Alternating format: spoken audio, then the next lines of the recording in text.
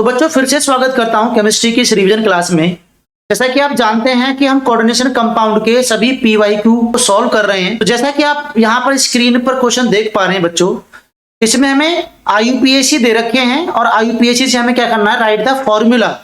इस कंपाउंड का बच्चों हमें फॉर्मूला निकालना है। कंपाउंड का फॉर्मूला से समझेंगे कि इस टाइप से क्वेश्चन भी हमारे एग्जाम में आते हैं।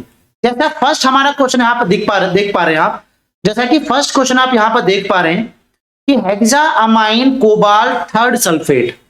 तो बच्चों इसका नाम अगर हमें लिखना है तो नाम लिखने के लिए भी हमें क्या चाहिए, पहले लिगेंड का नाम लिखते हैं, इसके बाद में सेंट्रल मेटल एटम का नाम लिखते हैं, फिर उसका लिखते हैं ऑक्सीडेशन स्टेट, और उसके बाद में जो लिखते हैं बच्चों वो स्फीयर के सबसे लास्ट में लिखा जाता है। तो बिल्कुल पक्का हो गया कि भाई हमने एक कोऑर्डिनेशन स्फीयर बनाया। कोऑर्डिनेशन स्फीयर के अंदर कोबाल्ट है और यहां पर अमोनिया है, अमाइन है, मतलब NH3 है, वो भी कितने बच्चों 6, और इसके बाद में लगा है SO4 सल्फेट है। अब इसका ऑक्सीडेशन स्टेट कैसे हम निकालें, इस बात की चर्चा बहुत जरूरी है।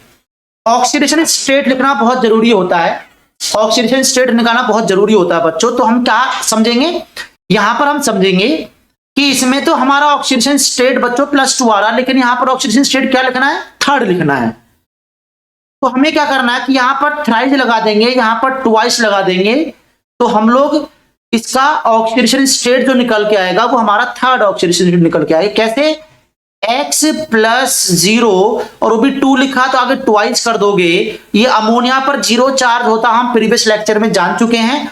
और यहां पर क्या करेंगे बच्चों, प्लस करके यहां पर SO4 पर 2 नेगेटिव चार्ज होता है, तो यहां पर क्या हो जाएगा प्यारे बच्चों, यहां पर -6 हो जाएगा, बराबर 0। सॉल्व करेंगे तो बच्चों +3 आएगा। तो इस तरीके से हम लोग इसका ऑक्सीडेशन स्टेट जो थर्ड आया है उसको हम जान पाएंगे।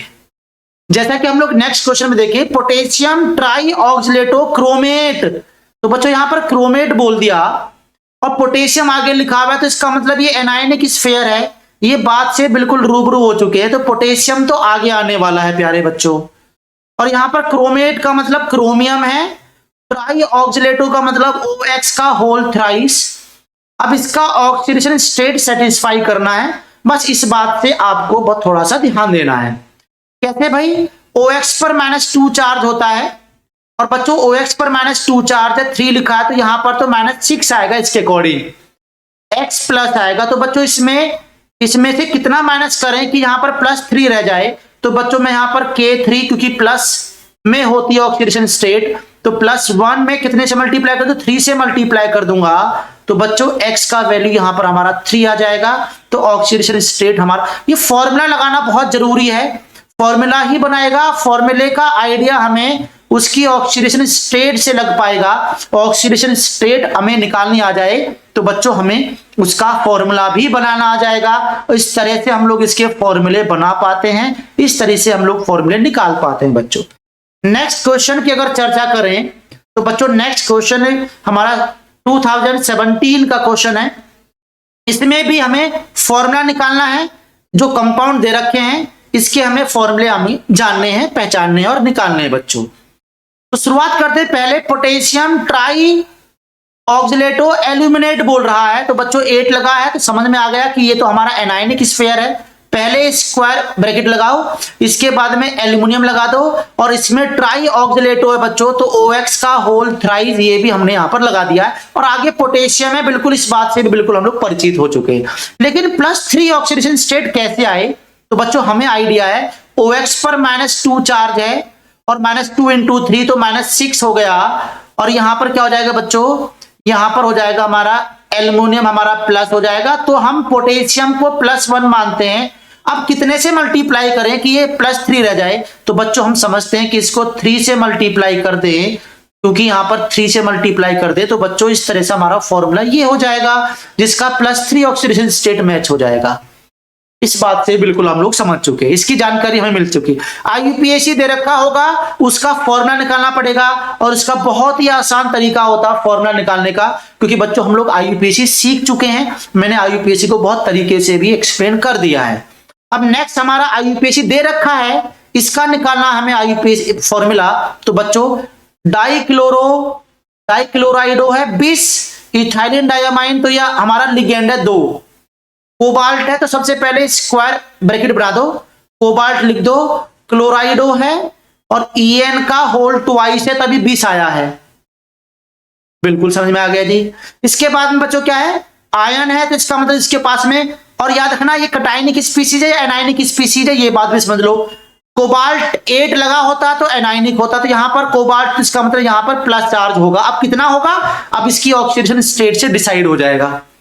बच्चों यहां पर कोबाल्ट X मान लेते हैं, प्लस Cl जो होगा वो माइनस का 2 हो गया और प्लस करके यहां 0 हो गया बराबर +1। तो बच्चों हम लोग सॉल्व करेंगे तो इसको सॉल्व करने पर हमारा +3 ही आएगा, तो +3 ही आ रहा है। तो this is the formula of this IUPAC। इस तरीके से हम लोग IUPAC से फॉर्मूला डिजाइन कर सकते हैं। ये आइडिया आपको बहुत अच्छे तरीके से लग चुका बच्चों। नेक्स्ट क्वेश्चन की चर्चा अगर करें हम लोग तो नेक्स्ट क्वेश्चन में बच्चों हमारा यहां पर ये CBSE 2015 का क्वेश्चन है। हम लोग IUPAC के लगभग सभी क्वेश्चन को डिस्कस कर चुके हैं, हर क्वेश्चन को डिस्कस कर चुके हैं जो प्रीवियस ईयर में पूछा हुआ मेरे प्यारे बच्चों। इनका IUPAC आइसोमेरिज्म पूछा है कि कौन सा आइसोमेरिज्म शो करेगा, indicate the type of isomerism बच्चों। अब आइसोमेरिज्म हमारे 4 टाइप के होते हैं स्ट्रक्चरल। एक तो होता आयोनाइजेशन, एक होता हमारा हाइड्रेटेड, दूसरा हमारा होता है लिंकेज और तीसरा चौथा होता है हमारा कोऑर्डिनेटेड आइसोमेरिज्म। तो बच्चों इसमें तो हमारा देखा है NO2 लिगेंड लगा हुआ है और NO2 हमारा एम्बिडेंटेड लिगेंड है। तो बच्चों ये तो हमारा लिंकेज आइसोमेरिज्म शो करेगा, ये समझ में आ गया। दूसरा मेरे प्यारे बच्चों En है तो ऑप्टिकल आइसोमेरिज्म तो दिखेगा ऑप्टिकल आइसोमेरिज्म। टोटल आइसोमेरिज्म पूछा है तो टोटल आइसोमेरिज्म का मतलब ऑप्टिकल आइसोमेरिज्म शो करेगा, और साथ साथ में ऑप्टिकल भी शो करेगा और साथ साथ में मेरे प्यारे बच्चों क्या शो करेगा, ये जियोमेट्रिकल भी शो करेगा। लेकिन ये वाला केवल क्या शो करेगा, ओनली जियोमेट्रिकल आइसोमर शो करेगा। ये बात आप बहुत भली बात ही जानते हैं। बाकी हमने एक टॉपिक हमने सबने पढ़ा होगा, ये तो चैप्टर हम लोग कंप्लीट करके आए हैं, तो एक रिवीजन क्लास है जिसमें हम क्वेश्चन को देख रहे हैं। तो बच्चों इस तरीके से हम लोग यहाँ पर इसका सॉल्यूशन भी देख पाएंगे। नेक्स्ट क्वेश्चन की अगर चर्चा करें बच्चों, IUPAC पूछा है, CBSE 2013 में क्वेश्चन दिया हुआ है, तो इस बात से भी हम लोग समझ लेते हैं, इस बात की भी चर्चा कर लेते हैं बच्चों। सबसे पहले हम लोग देखेंगे इसका कि स्फीयर कौन सा है। तो बच्चों ये न्यूट्रल स्फीयर है, कोऑर्डिनेशन स्फीयर के ना आगे ना पीछे ना इसके ऊपर चार्ज है, तो न्यूट्रल है। सबसे पहले लिगेंड के नाम लिखेंगे, तो इसका मतलब क्या होगा बच्चों, ट्राई अमाइन ट्राइक्लोराइडो। सबसे पहले लिगेंड के नाम ट्राइक्लोराइडो, इसके बाद में बच्चों क्या लिखेंगे, क्रोमियम, और ऑक्सीडेशन स्टेट क्या होगी आपकी, 3rd ऑक्सीडेशन स्टेट होगी। इसके आगे ना आयन लिखना है ना ही आपके इस पर कोई ग्रुप लिखना है, क्योंकि ये तो न्यूट्रल स्पीसीज है। अगला देखिए बच्चों, यहां पर ये तो हमारा क्या होगा, एनायनिक स्फीयर, क्योंकि यहां पर पोटेशियम पहले आ गया तो सबसे पहले पोटेशियम ही लिख दीजिए। इसके बाद में बच्चों क्या लिखेंगे, हेक्सा, लिगेंड का नाम है हेक्सासाइनो। इसके बाद में क्या होगा बच्चों फेरेट लिखेंगे यहां पर, और ऑक्सीडेशन स्टेट क्या आएगा, 3rd, ये इसका IUPAC हो जाएगा। नेक्स्ट बात करें कटायनिक स्पीसीज है, तो ये ब्रोमाइडो, ये आपका इथाइलिन, पहले ब्रोमाइडो, तो इसका मतलब क्या होगा बच्चों, डाइब्रोमाइडो, डाइब्रोमाइडो। बिस, इसके बाद में 2 लिखा तो क्या लिखेंगे बच्चों, बिस ethylene diamine, ethylene diamine. Cobalt इसका नाम हो जाएगा, कोबाल्ट। इसके बाद में ऑक्सीडेशन स्टेट, और बच्चों ऑक्सीडेशन स्टेट क्या आएगी आपकी, 3rd ऑक्सीडेशन स्टेट आएगी। इस तरह से हम लोग यहां पर इसका IUPAC, और बाद में आयन जरूर लिखना है क्योंकि इसके ऊपर आयन दिख रहा है, तो आयन लिखना बहुत जरूरी है। इस तरीके से बच्चों हमने IUPAC के सभी क्वेश्चंस का डिस्कशन कर लिया है, और आपको आइडिया लग चुका है कि प्रीवियस ईयर के क्वेश्चन के थ्रू हमने जान लिया है कि इस चैप्टर में IUPAC सबसे मोस्ट इंपोर्टेंट पार्ट हुआ, जो आपके एग्जाम में जरूर मिलने वाला है, जो आपके एग्जाम में जरूर आने वाला है। तो बच्चों अगली क्लास में हम लोग नया टॉपिक लेके आएंगे और नए टॉपिक के प्रीवियस ईयर के क्वेश्चन हम लोग समझेंगे, सीखेंगे। जिन बच्चों ने मेरे चैनल को सब्सक्राइब नहीं किया है वो जाके सबसे पहले इस चैनल को सब्सक्राइब करें और इसके बेल आइकन को प्रेस जरूर कर लें, क्योंकि बच्चों बोर्ड एग्जाम के बाद में इसके कुछ नीट और जेई के प्रीवियस ईयर के क्वेश्चंस की भी सीरीज चलने वाली है, तो आपको नोटिफिकेशन टाइम से मिलता रहे, इसीलिए इसका बेल आइकन जरूर प्रेस कर लेना। और बच्चों अपने दोस्तों को जरूर शेयर करना है ताकि साथ साथ में उनका भी फायदा होता चला जाए। तो बच्चों मिलते हैं अगली क्लास में नेक्स्ट क्वेश्चन सीरीज के साथ में, नेक्स्ट इंपोर्टेंट क्वेश्चन सीरीज के साथ में बच्चों।